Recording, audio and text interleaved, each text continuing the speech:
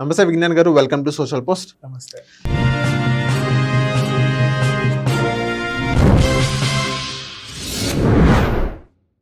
విజ్ఞాన్ గారు, కోవా బన్ను నుంచి ఫుడ్ జిహాద్ లాగా ఒక పేరు అంటూ ఇప్పుడు మార్కెట్లో కనిపిస్తుంది.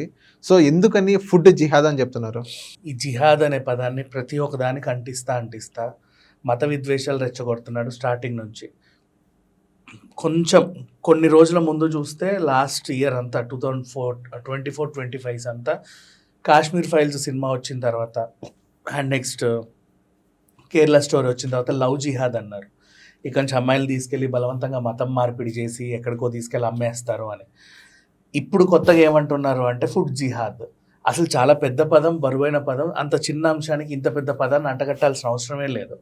దీన్ని సోషల్ మీడియాలో చాలామంది ఫస్ట్ ఒక ఛానల్ వెళ్ళి కోవా బన్ అతన్ని పోక్ చేయడం, ఆ తర్వాత అనుకోకుండా అతనికి జనాల్లో మద్దతు పెరగడం, ఈ మద్దతుని చూసి తట్టుకోలేక వీళ్ళు ఇంకా రెచ్చిపోవడం, ఇంకా రెచ్చిపోయి లైవ్లో అసలు ఇది బన్ను, ఇదిగోండి ఇది కోవా, ఇది 10 రోజులది, ఇది 5 రోజులది, ఇది తింటే చచ్చిపోతారు, దీన్ని ఇట్లని థూ అని ఇచ్చేస్తారు అని చెప్పేసి ఎంత దరిద్రంగా దారుణంగా మాట్లాడుతున్నారంటే సిగ్గు, ఎగ్గు, ఉచ్చం, నీచం అన్నీ మర్చిపోయి అన్నీ వదిలేసిన తర్వాత ఇంక ఏముంది ఈ మనిషిలో అనుకుంటే ఇట్లాంటివే వస్తాయి బయటికి. సీరియస్లీ, ఇది ఆడ మగ తేడా లేకుండా చెప్తున్నా నేను. మొత్తం ఉచ్చం, నీచం అన్నీ మర్చిపోయిన తర్వాత వస్తాయి. ఎక్కడ నుంచి వచ్చారో, ఎందుకు వస్తారో తెలియదు ఇలాంటి వాళ్ళు. ఒక చిన్న చిరు వ్యాపారాన్ని పట్టుకొని టార్గెట్ చేసి ఇప్పుడు ఆ తుప్పు అని వీళ్ళు ఉమ్మిన అది చూపించడము, ఇది కాస్త ఇప్పుడు ఫుడ్ జిహాద్ అయిపోయింది. బరువైన పదాలు దీనికి అంటగట్టేశారు. సరే, అంటగట్టారు. ఇప్పుడు వీళ్ళకి ఏంటి, మళ్ళీ లోకేష్ గారు మద్దతు తెలిపారు. నేను అవును, ఎంఐఎం ఆయన మద్దతు తెలిపాడు. అసలు నాగబాబు గారు వెళ్ళి కలిశాడు, మరి ఫోటో ఉంది ఆయనతో. ఇట్లా ఆయనకి రాజకీయంగా కూడా మద్దతు పెరిగేసరికి ఇంకా ఏం చేయాలని మళ్ళీ కొత్త దారులు వెతుక్కుంటున్నారు వీళ్ళు. అంటే ఒక అంశం స్టార్ట్ చేసాము, ఎక్కడ తగ్గొద్దు, ఈ అంశాన్ని చాలా దారుణంగా ముందుకు తీసుకెళ్ళాలి. ఇక్కడ ఒక చిన్న మాట విజ్ఞాన్ గారు, ఇక్కడ ఇంకా ఆగలేదు, ఇంకా ఏదో చెయ్యాలని కోరిక చేస్తున్నారు అన్నారు. సో వీళ్ళందరూ వాళ్ళ ఓన్ థాట్స్ వల్ల చేస్తున్నారా, లేకపోతే వీళ్ళు వెనక ఏదైనా పెద్ద తలకాయ ఉండి చేపిస్తుందా? ఏ తలకాయ చేపించినా సరే ఇప్పుడు నువ్వు ఒక ఎలిగేషన్ పాస్ చేసినప్పుడు దానికి రుజువు అనేది చూపించాలి. అవునా? అవును. ఇప్పుడు దాంట్లో వీళ్ళు థూ అని ఉమ్మి ఇలా పెట్టారు అని నువ్వు అన్నావు.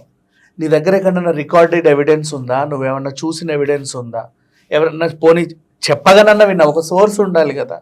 ఇది లేకుండా సింపుల్గా అలా చెప్పేస్తే, ఇప్పుడు నువ్వు చూడు, 2 తెలుగు రాష్ట్రాల్లో వ్యాపారాలు చేసుకునే అన్నిట్లో హిందువులు ఉన్నారు, ముస్లింలు ఉన్నారు, క్రిస్టియన్లు ఉన్నారు. ఎక్కువ ఫుడ్ వ్యాపారం ముస్లింలు చేస్తారు. మనకి ఇరానీ కేఫ్లన్నీ వాళ్ళేగా నడిపేది. అవునా? ఓల్డ్ సిటీకి వెళ్తే ఎక్కువ బిర్యానీ సెంటర్స్ వాళ్ళే, అరేబియన్ మండీలు వాళ్ళే. అంటే తెలుగు వాళ్ళు ఇప్పుడు దిగుతున్న బిజినెస్ మొదలు పెట్టింది వీళ్ళే కదా ఎప్పటి నుంచో. అంతెందుకు, ఇప్పుడు బిర్యానీ అథెంటిక్ రెసిపీ కూడా తయారు చేసింది ఒక ముస్లిమే. అవునా కదా? ఎప్పుడో నిజాం కాలం నుంచి.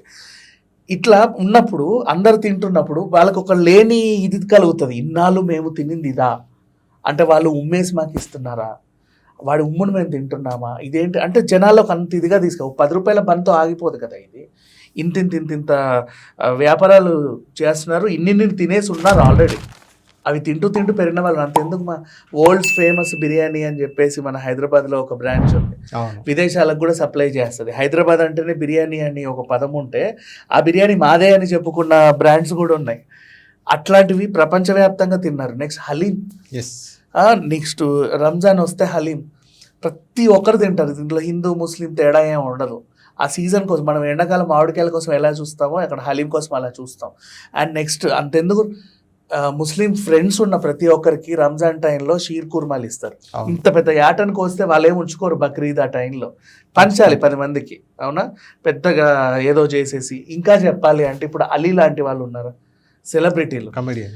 వాళ్ళు ఎప్పుడు కూడా ఇన్ని క్యారీలు చేసి జనాలందరికీ ఇస్తూ ఉంటారు. ఇప్పుడు వాళ్ళందరూ కూడా ఆ తిన్న వాళ్ళు ఒక ప్యాకెట్ అందుకున్న వాళ్ళంటే వీళ్ళందరూ ఉమ్మి మాకు ఇచ్చేస్తున్నారా, అంటే మా ఆకలిని వీళ్ళు ఇలా అడ్వాంటేజ్ తీసుకుంటున్నారా అనే ఒక ఇది జనాల్లోకి వెళ్ళింది.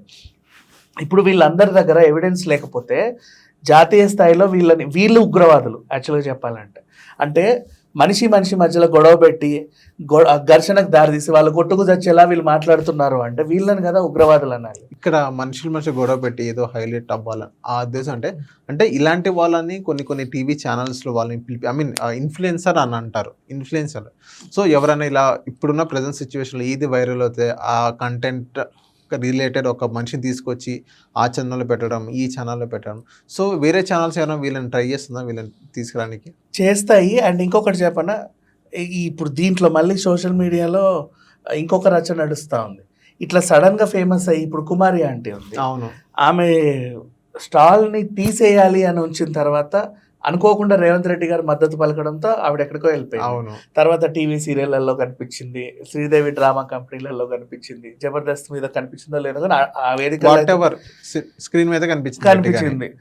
మేబీ రేపటి రోజు ఈయన కూడా, ఒకప్పుడు కచ్చా బాదం ఆయన ఎంత ఫేమస్ అయిపోయాడు, రేపటి రోజు ఈయన కూడా ఏదన్నా ఇదేంటిది ఇట్లా శ్రీదేవి డ్రామా కంపెనీకో అక్కడో ఇక్కడ కూడా తీసుకురావచ్చు, పెద్ద విషయం ఏం కదా. అంతే, నువ్వు చేసి వదిలేసావు, అనుకోకుండా వీళ్ళు సెలబ్రిటీలు అయ్యారు అంటే మళ్ళీ పాపం సెలబ్రిటీ అవ్వడానికి వాళ్ళేం ట్రై చేయరు, అనుకోకుండా వచ్చే మద్దతు వల్ల వాళ్ళకి ఇది వస్తుంది. ఓకే, బట్ మంచి విషయానికే చెప్పాలి. ఎందుకంటే ఆయన గురించి ఆ ఊర్లో కూడా మేము చిన్నప్పటి నుంచి ఈనకోబాబన్నే తిన్నామండి, మాకేం అవ్వలేదని చెప్పిన వాళ్ళు కూడా ఉన్నారు చాలా మంది. బోల్డ్. కానీ ఏం అవ్వలేదు అనేది పక్కన పెడితే ఇది ఫస్ట్ అనారోగ్యం అన్నారు, అనారోగ్యాన్ని కాస్త ఉమ్ముకు తిప్పేశారు. ఇప్పుడు ఇది ఏమైనా కాకుండా మేము ఇదే తినుంటాంలే అన్న డౌట్లు కూడా ఉంటాయి కదా కొంతమందికి, అట్లా తీసుకెళ్లారు. సరే, దీనికంటే ఒక ఫుల్ స్టాప్ పడట్లా. ఇప్పుడు ఎవరైతే దీన్ని ఇంకా ఇంకా ఇంకా ఇంకా రెచ్చిపోతూ మాట్లాడుతున్నారో వీళ్ళని ఒక ఎవిడెన్స్ అడిగితే వీళ్ళ దగ్గర ఏమీ ఉండవు. ఏ హోటల్లో నువ్వు ఇలా చూసావు వీళ్ళ ఉమ్మడం అని అడిగితే నోబడి వీళ్ళ అంటే అట్లా చేస్తారని తెలుసండి అంటారు. ఎట్లా తెలుసు? ఏదో రకంగా తెలియాలి కదా. ఇప్పుడు ఎంఐఎం పార్టీ వాళ్ళు లేకపోతే ఇంకెవరో ముందుకు వచ్చి వీళ్ళందరి మీద కేసులు వేస్తే ఏం చేస్తారు, ఎక్కడికి వెళ్తారు చెప్పు. అవును. సో థ్యాంక్ యూ విజ్ఞాన్ గారు మా సోషల్ పోస్ట్ వచ్చినందుకు.